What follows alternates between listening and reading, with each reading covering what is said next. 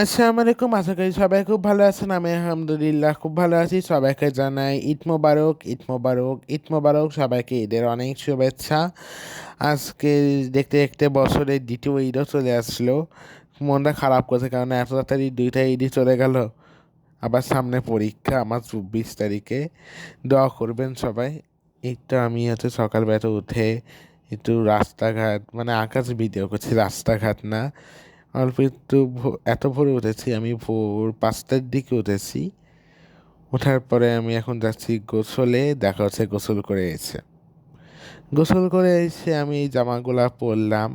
এই যে এই পাঞ্জাবিটা আম্মু বানিয়ে দিয়েছে, এবং পাশে রাখা টুপিটা আম্মু কিনে দিয়েছে। থ্যাংক ইউ আম্মুকে অনেক। আম্মুর হাতের করার কাজের জিনিস আমার অনেক পছন্দ হয়েছে, অনেক মাশাল্লাহ সুবহানাল্লাহ, অনেক সুন্দর, অনেক ধন্যবাদ আম্মুকে। আমি এখন ছাদে চলে আসলাম গোসল করে এসে রেডি হয়ে একটু ভিডিও করার জন্য। ঈদের সকালে আমি একটু ছাদে আসতে অনেক ভালো পছন্দ করি আর কি। এখনও কোনো মানুষ নেই, কেউ নেই, একদম ফাঁকা রাস্তা। মনে হয় আশেপাশে সব বাসায় মানে সবাই ঘুমাচ্ছে।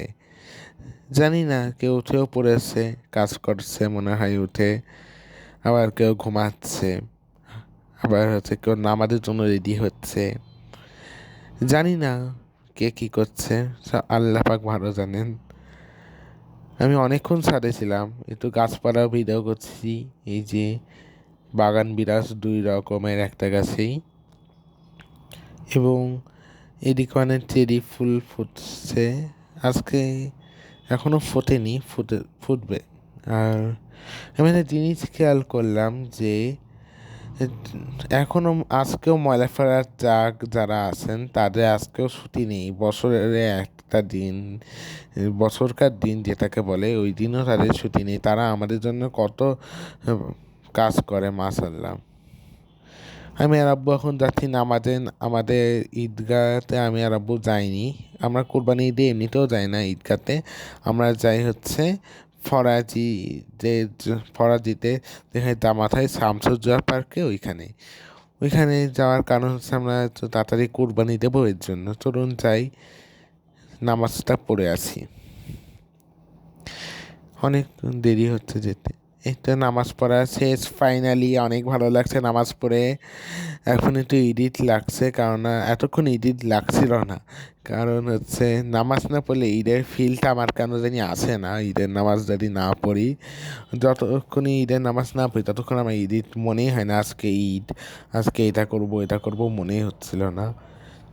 বাসায় চলে এসে আমি পাঞ্জাবিটা খুলে এই জামাটা পরলাম। এখন যাচ্ছি ছাগলকে নিয়ে গরু জবাইয়ের এখানে। আজকে আমাদের ছাগলটা সকালবেলাতে এসে উঠে থেকে খুব মনটা খারাপ বেচারার। ওর বাঁচার ইচ্ছা থাকলেও বাঁচতে পারছে না, এটা ভেবে আমার খুব মনটা খারাপ করছে, অনেক মনটা খারাপ করছে। এই তো আমরা এখন ছাগলটাকে নিয়ে যাচ্ছি। ও যেতে যাচ্ছে না, দেখুন রাস্তায় মাঝে মাঝে থেমে যাচ্ছে, অনেক কষ্ট পাচ্ছে ও মনে হয়। কি আর করার, আল্লাহর জন্য তো দিতে হবেই।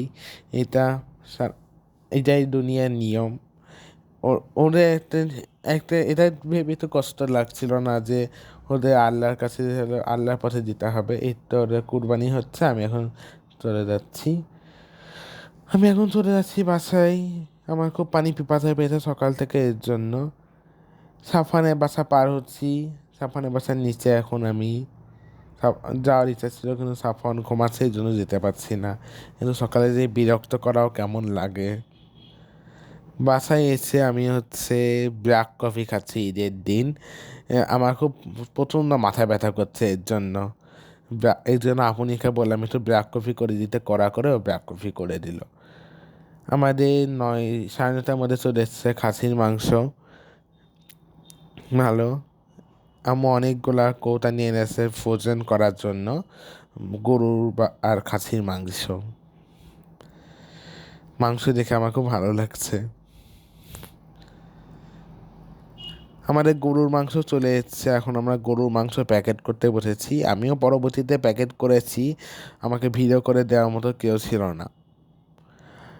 আমরা ডিস্ট্রিবিউট করতে বের হয়ে গেছি, আমি আর লাকি আপু, সব মানুষের বাসায় বাসায় চলুন যাই, এখন যাচ্ছি আমার তো দুলাভাইয়ের বাসায়। আমার দুলাভাইয়ের বাসায় যাচ্ছি, চলুন যাই। এই যে এটা আমার দুলাভাইয়ের বাসা, সাদা বাসাটা। সব মাংস বিলানোর পরে আমি এই অনেক টায়ার্ড ছিলাম, তো এই জন্য আর ব্লগটা করতে পারিনি।